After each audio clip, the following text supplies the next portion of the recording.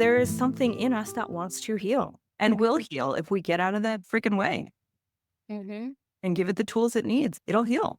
And so the way that I see my job as a practitioner is, am I a healer? No, everyone heals themselves, but it's my job to align with that healing force and to get my patients to align with it. And aligning with it means get out of the way of it, right? You sprain your ankle, don't take ibuprofen, let the inflammation work, right? But also create the optimal environment where the body and the soul has the tools it needs to repair itself.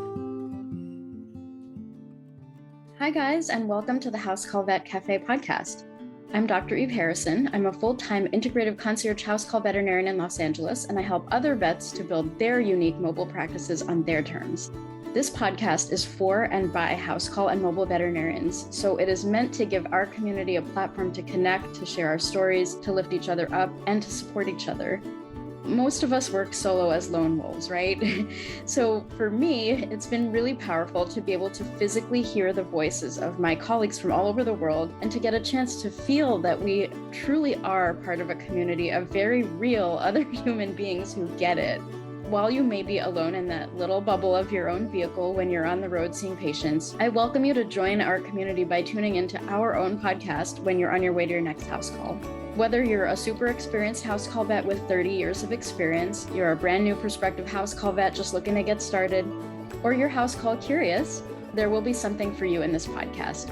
Each episode, you will hear interviews from other mobile veterinarians just like yourself who are doing unique and innovative things, vets who are sharing their stories, their struggles and challenges, and you can also look forward to hearing valuable information and perspectives from specialists and experts outside of our micro niche. And finally, if becoming a house call veterinarian is something that you've been thinking about exploring, or you're looking for some extra support getting your own mobile practice to feel more profitable and sustainable for you, check out the information in the show notes about my course and our above and beyond supportive private community for members only, plus our monthly group coaching sessions within the House Call Vet Academy. You can also check out my free public Facebook group, which is also called the House Call Vet Cafe, the same name as this podcast, and which is a warm and cozy community for mobile vets to support each other in professional and personal development, in creative entrepreneurship, and in friendship. So thank you guys for spending time with me today. Let's dive into the episode.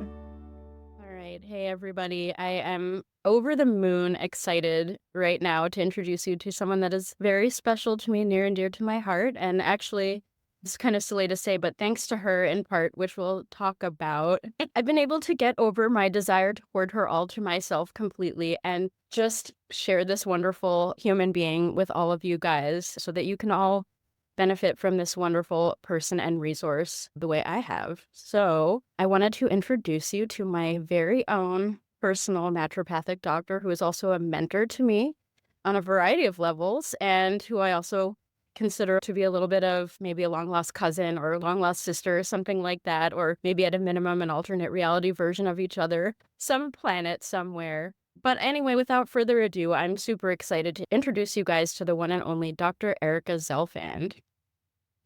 Hey. Oh, wow. Well, that person you just described, I'd love to meet her. She sounds amazing. You're about to meet her right now because I'm going to tell everyone all about her. So Dr. Erica is the executive director of Right to Heal, a nonprofit organization dedicated to educating and empowering people around psychedelic healing and other life-saving techniques that conventional medicine has ignored. Dr. Zelfand's training and skill set span the spectrum of both conventional and natural approaches. She treats people of all ages and stages of life, from newborns to those approaching the end of life. Areas of focus within her family practice include autoimmunity, endocrinology, and integrative mental health. She is deeply committed to patient-centered, root cause-oriented, nature-honoring approaches to healing. Dr. Zelfand is also a facilitator of therapeutic, psychospiritual experiences, and regularly lectures on psychedelic science at medical institutions worldwide. She also trains practitioners in person and online, and is listed in the Portland Business Journal as a psilocybin trailblazer. Dr. Zelfand loves sharing her knowledge, her reverence for nature, and her zesty sense of humor with her colleagues, her patients and clients, and audiences of all sizes worldwide. She's also a fan of dark chocolate and group hugs. Yay, welcome Dr. Erica Zelfand to the show. Still last episode of the Group Hive already. My goodness. This podcast episode is a group pod. Yeah. Love Thanks it. for the warm welcome. You're so welcome. Thank you for all of the ways that you've provided your gifts and the ways that I've benefited from them. So I'm going to go ahead and ask you the question that I ask in the beginning of all my podcast episodes, which is, what is your favorite snack to eat in the car? And I'm pretty sure I know the answer to this question for a variety of reasons, but I'm going to give you the opportunity to answer for yourself.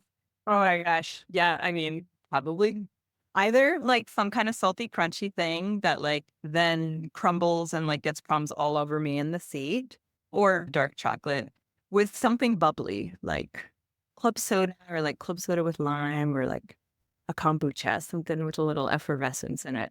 Oh, I love it. Love it. Yeah, I'm a dark chocolate person too, as you know. The drug and the caffeine. Yeah, I'm drinking a little bit of cacao right now, by the way. What? You get that medicine.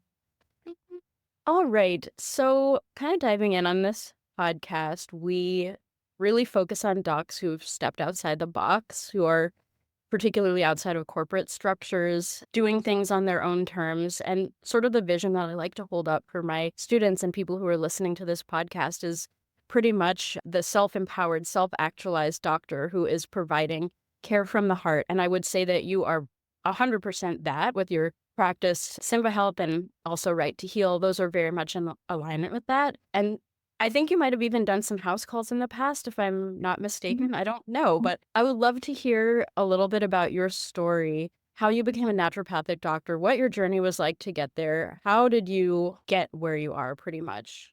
Oh my gosh. I'll try and give you the lightning round interesting version, but essentially I never wanted to be a healthcare provider growing up. You know, I would ask, what do you want to be when you grow up? Which, by the way, I think is a terrible question to ask a child. It caused me so much anxiety and so much stress when I was a kid because I didn't know. And, you know, the answers range from like ballerina princess to computer programmer to speech and language pathologist to president of the United States of America, which my mother then informed me that because I was born in Canada, I couldn't become the president. But a lot of those answers had to do with things that I heard my parents saying were like, oh, you can make a good, comfortable living doing that. So never thought it would be medicine. And like many healers, I kind of am the trope of the wounded healer. Health problems in adolescence and in my early 20s and yada, yada, yada. And the only people that really actually offered any significant help or compassion were naturopathic physicians.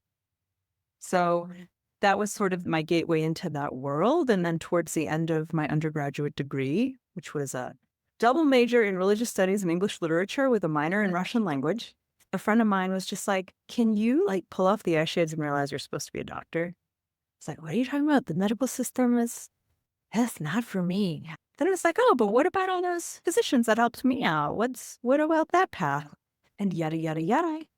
I went to naturopathic medical school, became a primary care physician in the state of Oregon, had a primary care practice. And because my training as a naturopathic physician involved so much philosophy on what is the body doing when it ails? What is a disease? What is a disease state? What's happening to within a very sophisticated organism when it is sick, within a larger, chaotic yet sophisticated organism of a planet in which we interact with plants and nutrients and nature and sun and water. And so I landed myself in a primary care practice and realized that way too many of my patients were miserable. I had no idea how many people had depression. And when I was in med school, we learned about it, but I don't feel like they properly trained us for it. And that includes both the pharmacopoeia of, you know, SSRIs and pharmaceutical drugs that I could prescribe, and things like checking MTHFR mutation and doing methylated B vitamins and fancy tests for pyroluria and supplementing B. I still didn't feel like we really had a grip on it. And I had to go back to my naturopathic roots and say, okay, let's look at this philosophically. Let's not think of mood disorders as pathologies. Let's just look at this like a philosophical puzzle. And I realized that what was really missing in mind-body medicine was the soul. It's like, oh, we're not just bodies that shuttle around brains, right? There's this other element. And I didn't have a lot of tools for accessing that other very important thing that separates us from machines. Yada, yada, yada. My own personal existential crisis, ayahuasca ceremony. What if I talked about this as my patients? And here we are. So now I feel like there's actually this mind, body, soul element in my practice. And once you've got the soul in there, it's like, okay, well, this is a whole other set of tools that we're working with here. That's so, so beautiful. And I think, I mean, there's so many aspects of your story that I relate to. The one being asked what I would be when I would grow up, on top of you will be a doctor. Like, I'm not really asking. It's on that, it's like the question, but really the pressure to like be a certain thing. And, I had also similarly sort of pushed away the idea of becoming a doctor because I was like, not that kind of doctor. I don't like that system. I don't, not for me. Mhm. And so ultimately, I found my way to where I am now too, sort of a little bit roundabout as well, and kind of informed by my own life and the things that I was seeking. And I first came across your mind body soul connection in a lecture that I heard you give, or maybe something on YouTube that I saw you deliver. And I remember just being like, jaw drop, like, oh my God, a doctor can say that.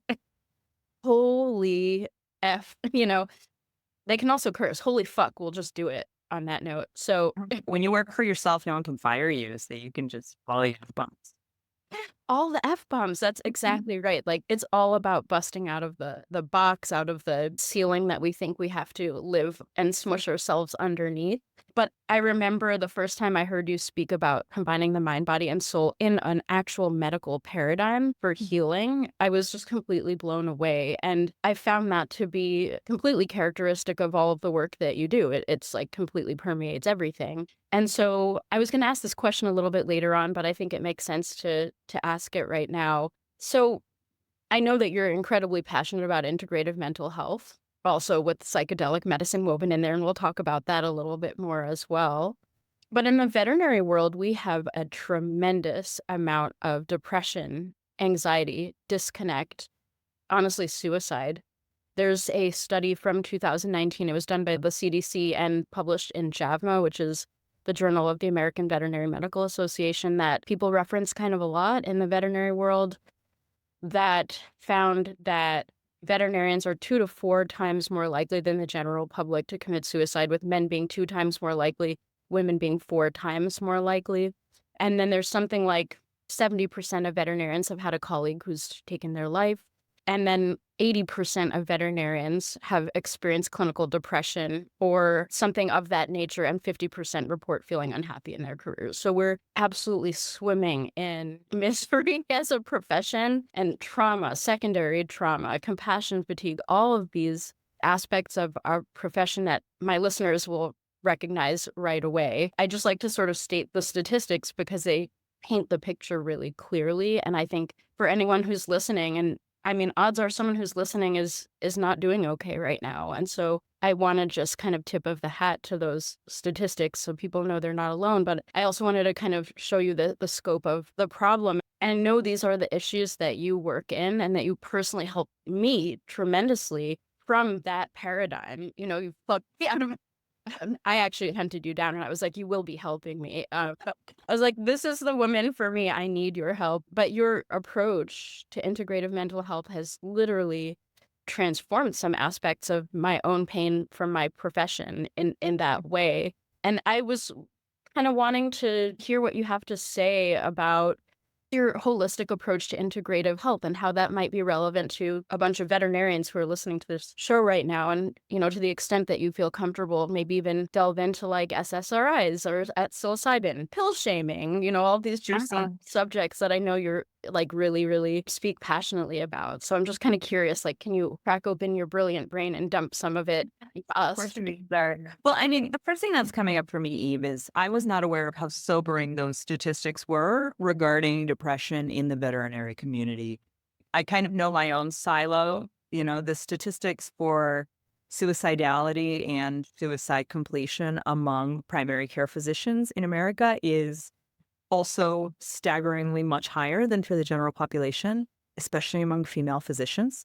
And we're not talking about like some very rare disorder like Wilson's disease. Okay, Wilson's disease, twice as common. No, we're talking about depression, which let's just normalize. Maybe normalize is the wrong word, but let's just put it into perspective here, how common depression is. So it's estimated that about 17% of Americans have some kind of a mood disorder, depression, anxiety, that's almost 1 in 5 people. But if you look across the whole world, not just in the United States, across the whole world, the number one cause of disability is depression, both at home and internationally. So a lot of people struggle with depression. And then we double to quadruple those numbers, as you just said, within your profession. That's a heck of a lot of people. A lot of people. And something that concerns me about healthcare trends in general is first, I'm going to like do the thing and then say, don't do the thing. So first I want to say, if you have depression, you're not a freak. You're not a failure. You have a very, very, very common disease that is unnecessarily stigmatized, and you can't always just pep talk yourself out of these things. It's a very real condition. So I want to say that. Thank you. And I want to take a breath. Say that just because it's common doesn't mean it's normal. And just because it's common doesn't mean that it's healthy. And this is something that I think we sometimes get a little carried away with in our, protecting people's feelings, essentially, when they're going through something hard. You're not supposed to feel depression the way that you do if you have chronic depression. Nature created depression to serve a purpose, and it does serve a purpose. So, medically, philosophically speaking, and biochemically speaking, when our bodies are exposed to injury or infection, they create inflammation. And what inflammation does is inflammation's actually, as you know, as a being a vet, inflammation is very important for the healing process, right? It makes our vessels leakier so that repair cells can get to the site of injury and get to work, right? Inflammation also causes pain. So it's, you twist your ankle, it's harder to walk. Good. You shouldn't be walking. You need to sit down and let that ankle heal and let the inflammation repair what it needs to do, right? Same thing, you've got a flu. That inflammation is helping your body fight off the virus. And what that inflammation also does is it includes neuroinflammation. Your brain gets inflamed. And when your brain gets inflamed, you feel depressed. And the purpose of that depression, and there is a purpose, is you've got the flu, let's say. That depression makes you stay at home and not want to go to the party. And what that does is it forces you to rest so you can kick the flu faster. It also forces you to quarantine yourself so you don't go and infect your whole community with the flu.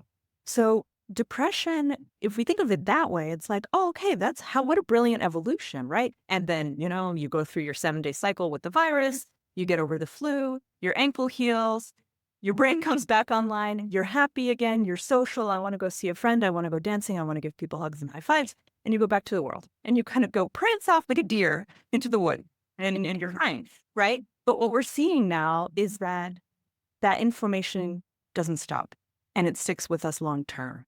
And now we have depression that's normalized so much that, there are pop song references to it. And Billie Eilish has a song like, I Don't Need a Zanny. We have a whole generation now that has a cute nickname for benzodiazepine drugs. And those people are all very dear, beautiful humans, but that's not normal.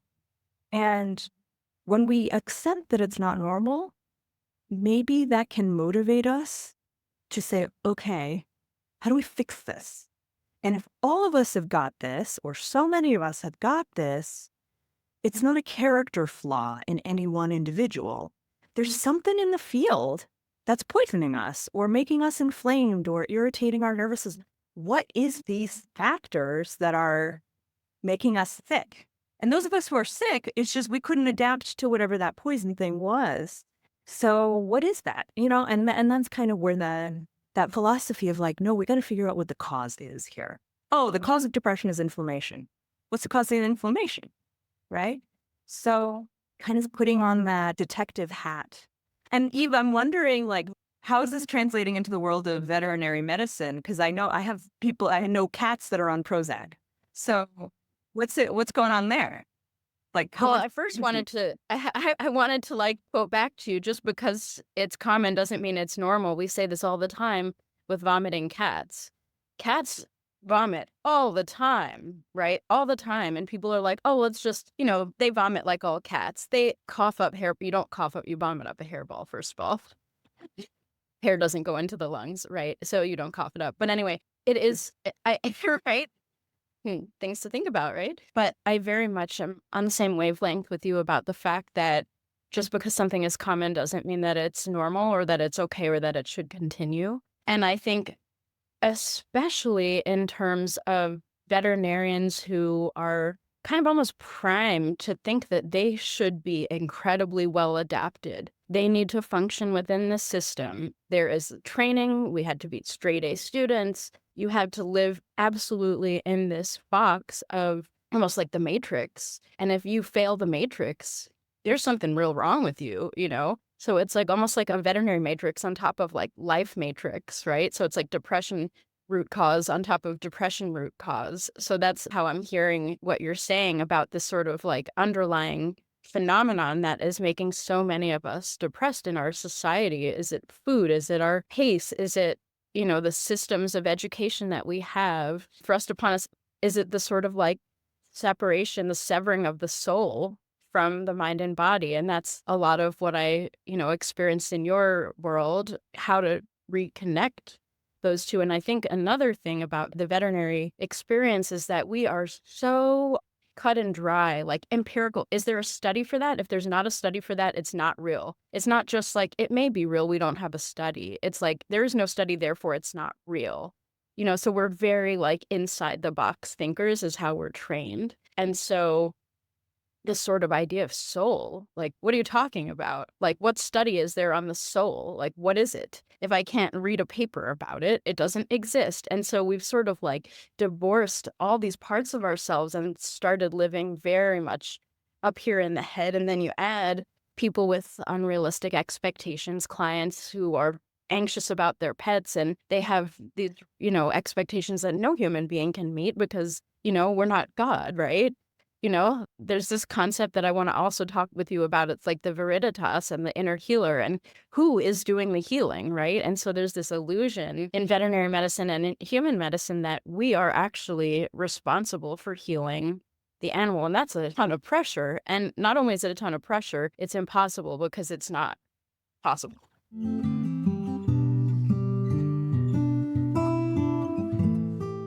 Hey everyone, Dr. Eve Harrison here. Whether you are a solo mobile vet feeling the weight of isolation, or whether you're struggling with boundaries or issues with your current client base, or if you're in the early stages of starting your house call practice and you're struggling with analysis paralysis and decision fatigue, you're trying to get enough patients into your practice to be able to start paying your bills, or you're someone dreaming of breaking free from the corporate life or your clinic life, but you're afraid to make the leap. Well, if you're any of those things, I totally see you. I know what it's like to eat lunch in your car while catching up on charts, to question if you're charging enough, to wonder if you can really build a sustainable mobile practice without burning out, and even know what it's like to wonder if the house call practice that you've already built with your blood, sweat, and tears is something that you can even keep going with, given how burnt out you might already be. But I also know that it's possible to thrive beyond your wildest dreams as a house call vet. And I know this because I've done it. And that is why I'm so excited to announce that registration is finally open for our 4th annual House Call and Mobile Vet virtual conference. This is not just another CE event. So if you're feeling excited, inspired, and ready to sign up, don't wait too long. Head to my Instagram, the House Call Vet Academy, or the link in the show notes to secure your spot. I'm Dr. Eve Harrison, and I can't wait to show you just how amazing mobile practice can be with the right support and community behind you, and to celebrate with those of you who already know exactly how life-giving this path can be. Now back to our show. So I wanted to continue on and get a little bit of your wisdom on this concept of viriditas. And I heard you speak on this subject, and it was very moving to me. And we talk a lot about the inner healer when it comes to psychedelic medicines and things like that. And then also you, in the way that you had described it, it sort of led into a conversation, bless you, a conversation about sort of the hierarchy of healing. I believe this is maybe in the naturopathic paradigm. Yeah. Maybe it's beyond that. I don't know. But I wanted to open up that direction a little bit. Sure. Yeah. So, first of all, I can't take too much credit except for putting together a nice PowerPoint because these are not my philosophies. This all comes from, I mean, it starts with Aristotle and then it comes from a whole philosophy of healing called vitalism. So, we've already used the word viriditas a few times. So, let's define that. So, first, I just want to say, like, the classic analogy of some hypothetical human stepped on a nail. And they came to see you and me and they said, Dr. Eve, Dr. Erica, I stepped on a nail. Ouch, help me, right? And heal me. But all that we can do for that person is, I mean, we can pull the nail out of their foot, which is removing the obstacle. And then we can create optimal conditions for healing, right? So we can wash out the wound. We can make sure the person has had a tetanus vaccine within the last 10 years, tell them not to walk on it, give them various herbs. But ultimately, the force that approximates the edges of that wound and makes that puncture wound seal up and heal has nothing really to do with Dr. Eve or Dr. Erica. That's that person's own body that has that healing potential. Or maybe that person's soul. I don't know. But that force comes from within that person. And in nature, we call that viriditas, which just means greenness. So it's vitality. It's the life force that gives a plant the energy to grow some leaves, to grow some fruit, flower, to sprout from a seed. That's viriditas. And in humans, we have the same exact force. We don't call it viriditas or fecundity. We call it vitality or energy. If you do Chinese medicine, you'll call it qi. Japanese medicine, you'll call it qi. Ayurveda, they call it prana. In homeopathy, they call it the vital force. In Stan Grof and the whole psychedelic world, they call it the inner healer. In naturopathic medicine, we call it the V's or the V's medicatrix naturae, the healing power of nature. But essentially, it all comes from Aristotle, who said, we're not machines. We're fundamentally different than non-living things because we contain this non-physical thing that does the healing. And animals have it too. It's not just humans, right? Plants have it. This is what separates us from, your plasma TV and your car, right? They don't have vitality. They don't have chi that living things do. And so, I remember I took a course with the New England School of Homeopathy, and we would have cases where people from the, my classmates would ask friends to come in, or we'd put up flyers, the community would come in, and we would actually treat people as part of our learning. And we had a few people bring in their pets too. And and there were, of course, all these disclaimers on like, hey, those of you who aren't vets, you shouldn't be treating, But when all these questions came up of like, but how do we, and the teacher just kept saying, the vital force is the vital force. The vital force doesn't speak English, so it's okay. Which is why remedies and therapies that work with the vital force, like acupuncture, which I know you do, like homeopathy, like hydrotherapy, et cetera, they work on people, they work on kids who are pre-verbal, right? They work on animals. And sometimes actually the more evolved we get, the more we sabotage the whole healing process too. I'll say. Yeah, homeopathy works a lot better on kids than on adults, but works great on animals too. And that's because there is something in us that wants to heal and will heal if we get out of that freaking way and give it the tools it needs. It'll heal. And so the way that I see my job as a practitioner is, am I a healer? No, everyone heals themselves, but it's my job to align with that healing force and to get my patients to align with it. And aligning with it means get out of the way of it, right? You sprain your ankle, don't take ibuprofen, let the inflammation work, right? But also create the optimal environment where the body and the soul has the tools it needs to repair itself, right? Which is why when that person steps on the nail, we clean the wound out for them. That we can do. And there are a lot of practices in conventional medicine, and I'm sure in veterinary medicine, that oppose the vital force. And then we wonder, Someone gets the flu and then they take an NSAID and then we wonder why they're still sick a week and a half later.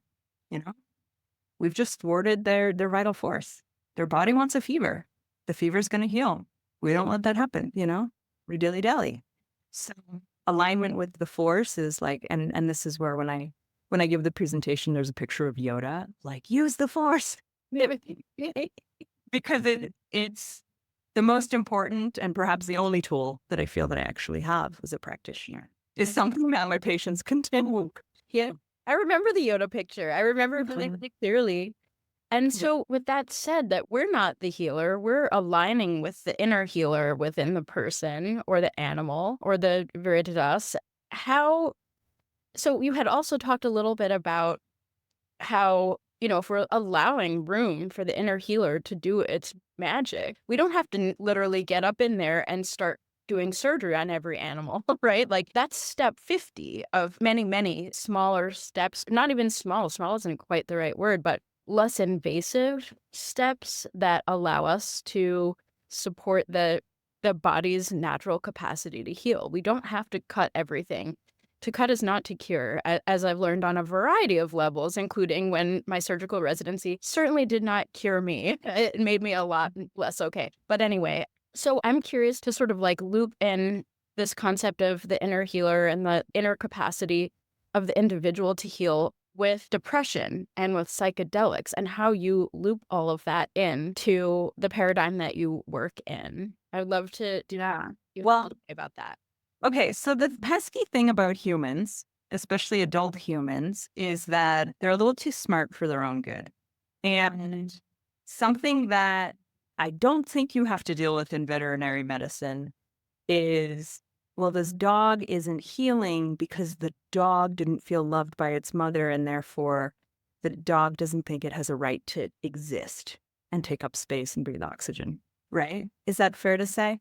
It is fair to say that they don't conceptualize things, but they do experience trauma and stress. Like, as you mentioned, like cats do take Prozac and they have very somatic expressions of their internal worlds through mostly urinary problems, not mostly urinary problems, but of many things that kind of are the somatic expression of a cat's inner world. Urinary issues are one of them, and that's usually why cats take Prozac. But I think you're absolutely right that it's not like conceptual, as in like, I am not loved. My mother didn't love me, or, like the whole story that animals certainly, or to my knowledge, they don't have.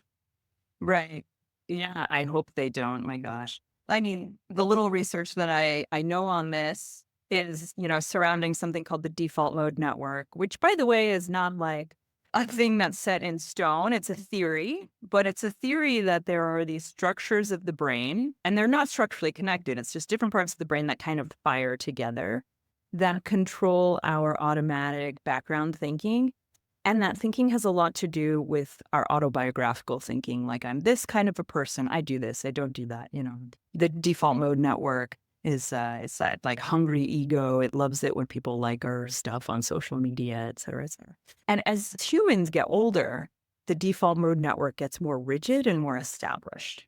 And the default mode network is not as developed in animals and children. And so this could be why, like, we don't see depression as much in kids as we do in adults. That's starting to change, and I have my theories on that. But part of it, not story, but part of it is this role of the default mode network, where we kind of pick up some faulty formulas and then play them and then amplify them and then like essentially psych ourselves up incorrectly. And that's where, working with adults who are verbal, a lot of the work that I do is let's actually look behind the curtain and see what your faulty formulas are. You have a formula here in your brain that says 1 + 1 = 4, and that's not true. Let's take that out and look at the light.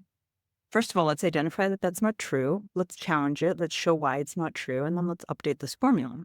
And the older we get, the more rigid we get. Those of us who are intelligent also do this other thing where we get even more rigid. It's a lot harder to treat depression in people with high IQs. It is. It's a thing. And that's where counseling again, when I went to medical school, first of all, never thought I would go to medical school. definitely never thought I would be a therapist. My gosh. Not to You now. for me. No, never in a million years. But that's why therapy plays such a big role in my practice now, because I've seen so many cases of individuals who have depression and some other condition, depression and cancer, depression and ALS, which is also called Lou Gehrig's disease, depression and multiple sclerosis. And we got to treat the booger in the brain first. We got to figure out and there's often some kind of a wound that's getting played out there. Therapy helps me chip away at it a lot. And psychedelics for me are kind of like the super highway for doing that work, because they turn down the DMN activity so that we actually can see, do you see what you're doing here? They kind of slow down the whole circus show so we can be like, oh, wow, okay, yeah, this is. And they drop the armoring, because especially when we're wrong, we don't want to be told that we're wrong. So we're going to armor up, right? And these are things, Eve, that I'm so glad you don't have to deal with your patients, because it gets tricky. It gets tricky to get in there. But I do hear you, you need to work with the nervous system of your patients in a totally different way.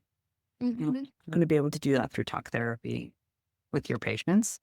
I mean, my understanding of if you give a dog a psychedelic, it just feels really agitated. It's very different self-awareness process. That's really funny. I really have no clue about animals actually taking psychedelics other than the toxicity things that we all panic about in the veterinary world. Oh my God, this dog ate him. Well, that's a whole other story. But anyway, I hear you very much about the IQ of the person making it actually more challenging, because the more wrapped up their story is with their psyche and their cognitive ability to weave a really fascinating and detailed story that is stuck on a cellular level. And it is actually true that very smart dogs with anxiety, you're fucked. The very, very smart dogs tend to have anxiety because they learn. And I imagine maybe there is some version of a story that they hold, I'm not safe, it may not be on the verbal level, but nothing is okay. Everything's scary. Those could be very bite-sized, little narratives that dogs hold on to. And speaking of those narratives and those stories and kind of unwinding the 1+1 is not 4, a lot of veterinarians, myself included, a lot of the work that we've done together, just to be a little TMI, because I know people love it, but a lot of that story is I'm not enough. Oh, man, Why do you think we all became doctors in the first place? Oh my God. Boom. That is it. That's exactly it. You're so right. I'm not enough. And it's a form of almost like a scarcity story that I'm not enough for this world. I won't be able to bring in enough. I won't be able to be enough. I won't have enough because I am not enough, ultimately at the bottom of that tower of lies and more lies and more lies.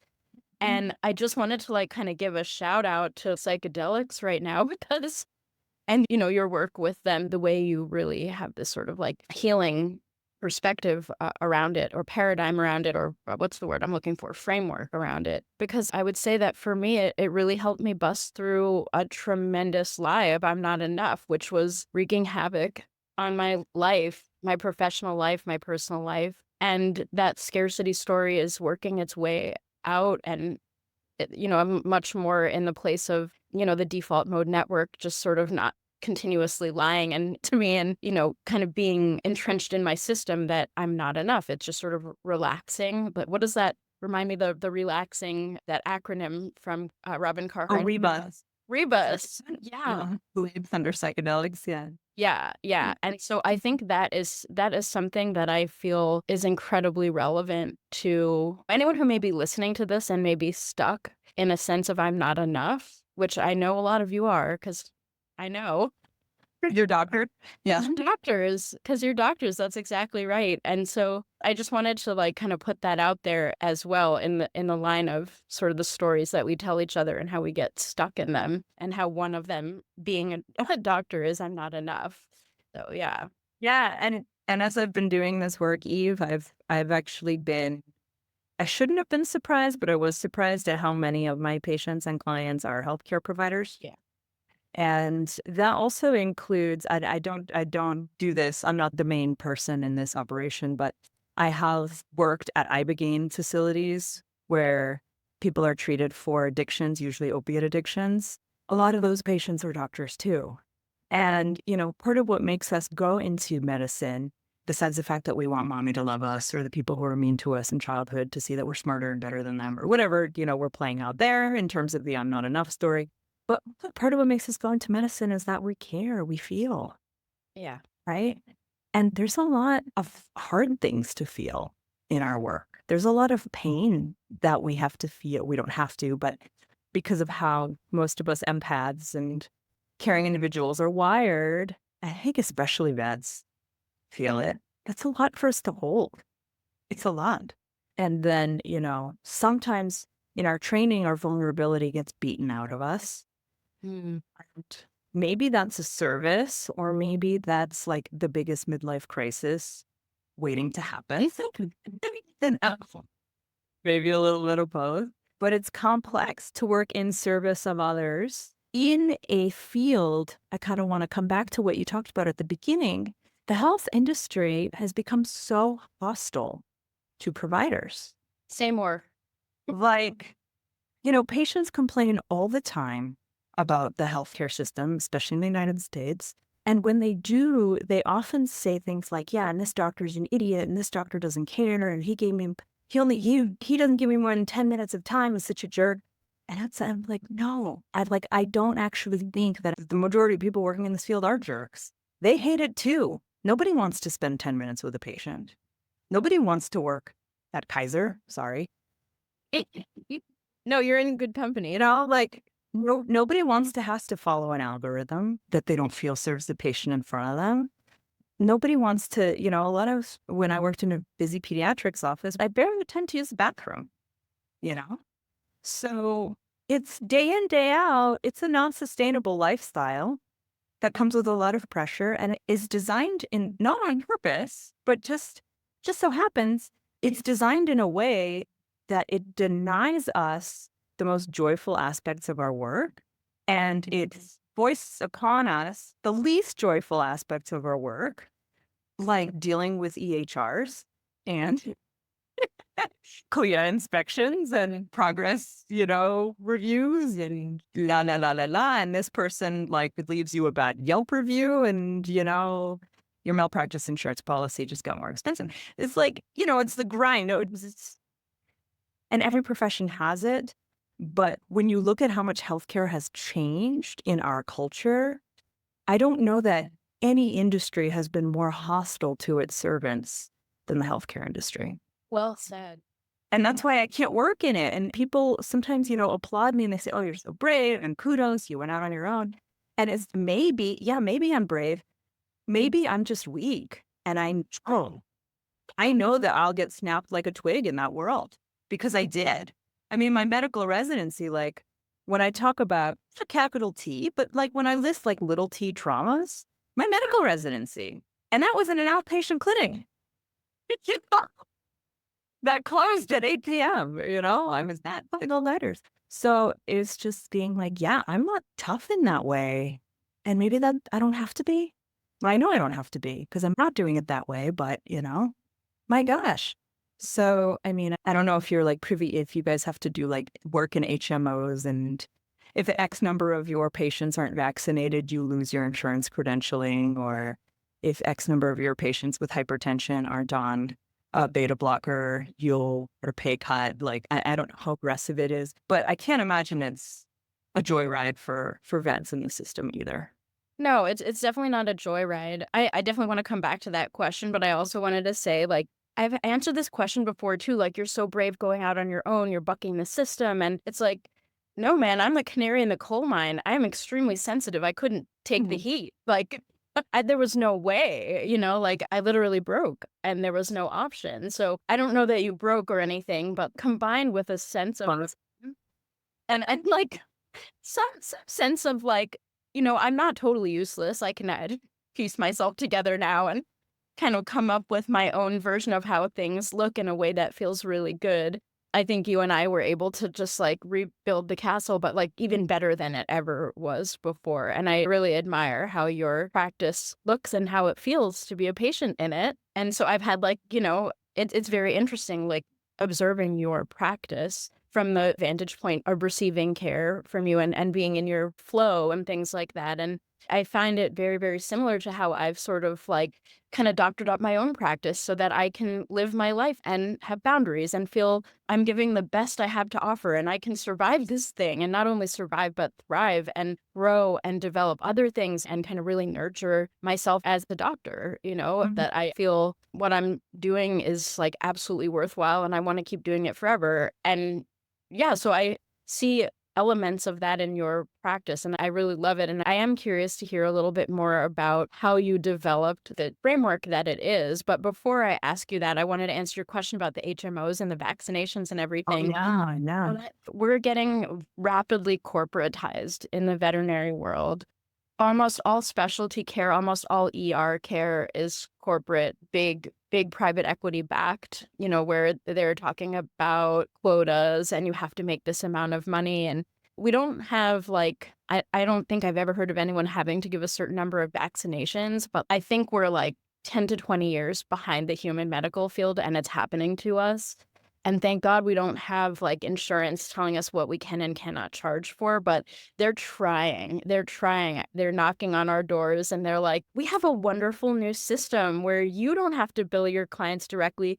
We can collect the money from them and pay you. And I'm like, oh no, there will be nobody between me and my client and my paycheck, okay? But they're trying hard. They're trying hard to like get into our profession as well. So it's a great question that you asked. And I relate on some level, but I know it's not quite as bad for us as it is for you.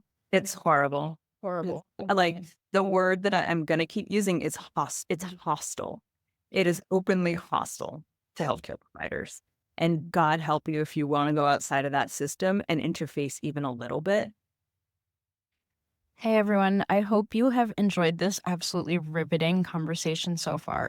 It got way more juicy, so I had to split the episode into two. And I'm sorry, but you guys are going to have to wait until the next episode comes out to hear some of the really, really good stuff. But anyway, I just absolutely adore Dr. Erica Zelfand, and I hope that you guys are getting the flavor of why. And I really hope that you guys will join us for part 2 of this incredible conversation. Next episode, we're going in really deep into some others, maybe off the usual subject material for this podcast, but I really hope that you'll check it out, and I hope you're enjoying this episode so far. Thank you so much for listening to this episode of the House Call Vet Cafe. If you enjoyed this episode, then hit the subscribe or follow button on Apple Podcasts, Spotify, Google Podcasts, YouTube, or wherever you listen to podcasts so you never have to miss an episode. This podcast is made specifically for you, so don't be shy if you'd like to reach out and let me know your thoughts on this episode. You can find me on Instagram and Facebook as the House Call Vet Academy, where I also share more valuable content. If you're interested in learning more about consulting for House Call Vets or the House Call Vet Academy online course and community, please click on the link in the show notes. Have an amazing rest of your day, and I can't wait for you to join us for our next episode of the House Call Vet Cafe.